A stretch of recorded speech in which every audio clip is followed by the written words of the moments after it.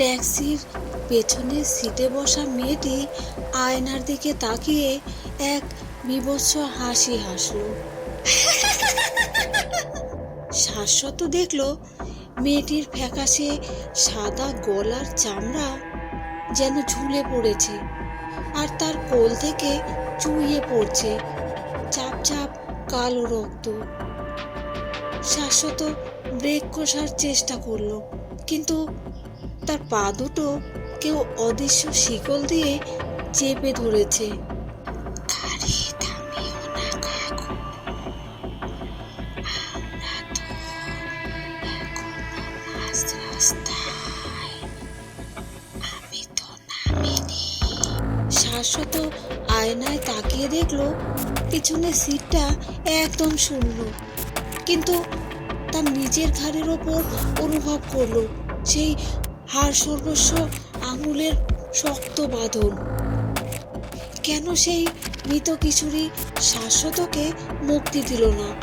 জানতে হলে শুনতে থাকুন স্বপ্ন.সত্যির হাড় হিম করা অডিও সিনেমা। স্বপ্ন.সত্যিতে আপনাদের স্বাগত জানাই। এখানে স্বপ্ন সত্যি হয়, আমি শুধু গল্প শোনাই। আপনাদের সাথে আছি আমি অসীমা। চলুন তবে স্বপ্নের দুনিয়ায় প্রবেশ করি। 94 নম্বর এপিসোডে আজকের গল্প রাতের শেষ যাত্রী।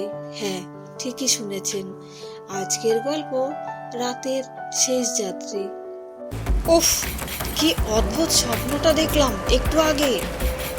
স্বপ্নে দেখা সেই ফ্রক পরা মেয়েটা অবিকল যেন এই রাস্তার মোড়েই দাঁড়িয়েছিল।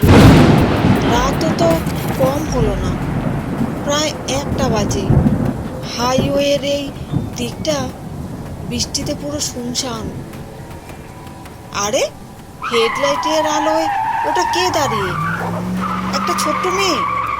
মামনি, এই মাঝরাতে এত বৃষ্টির মধ্যে এখানে একা কেন দাঁড়িয়ে আছিস?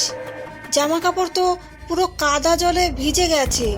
বাড়ি কোথায় তোর? আরে মেয়েটা তো কিছু না বলেই পেছনে উঠে বসলো। তা ঠিক আছে, এই দুর্যোগে একটা বাচ্চাকে রাস্তায় ফেলে যাওয়া যায় না, কিন্তু গাড়ির ভেতরটা হঠাৎ এত ঠান্ডা হয়ে গেল কেন?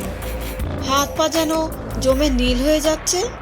খুকি, তুমি ওভাবে জানলার বাইরে তাকিয়ে হাসছো কেন? তোমার গলার লকেটটা থেকে অমন অদ্ভুত আলো বেরোচ্ছে কেন? আমি তো আমার বাড়ির দিকেই যাচ্ছি কাকু, আপনি শুধু গাড়িটা চালাতে থাকুন। হ্যাঁ চালাচ্ছি, কিন্তু গাড়িতে কিসের যেন একটা গন্ধ বেরোচ্ছে। উফ, যেন বহুদিনের পুরনো পচা মাংসের গন্ধ। আয়নায় একি পেছনের সিটটা পুরো ফাঁকা কেন? খুকি, খুকি, কোথায় গেলে তুমি? গাড়ির গতি 70, দরজা তো খোলেনি। ব্রেকটা কাজ করছে না কেন? স্টিয়ারিংটা নিজে নিজেই ঘুরছে। আহ আহ, আমার ঘাড়টা কে ধরলো এমন বরফ ঠান্ডা হাতে? নখগুলো চামড়া ভেদ করে ঢুকে যাচ্ছে। কে কে ওখানে? গাড়ি থামিও না কাকু, আমার বাড়ি তো ওই বটগাছটার নিচে, আমি তো এখনো নামিনি। না না স্যার, পুলিশ বাবু, আমার ট্যাক্সির পেছনের সিটে যে মেয়েটি বসেছিল ও কি বেঁচে আছে? ও কোথায়?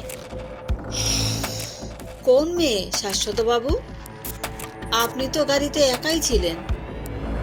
এই খবরের কাগজের কাটিংটা দেখুন তো, ঠিক 5 বছর আগে এই বৃষ্টির রাতেই ওই একই জায়গায় একটা কিশোরী মেয়ে দুর্ঘটনায় মারা যায়। ঘাতক ট্যাক্সিটা পালিয়েছে। এই ছবির মেয়েটির গলার লকেটটা ভালো করে দেখুন তো। হ্যাঁ হ্যাঁ, এই লকেট, এই মেয়েটাই তো কাল রাতে। শাশ্বত সুস্থ হয়ে বাড়ি ফিরল ঠিকই, কিন্তু আতঙ্ক তাকে ছাড়লো না।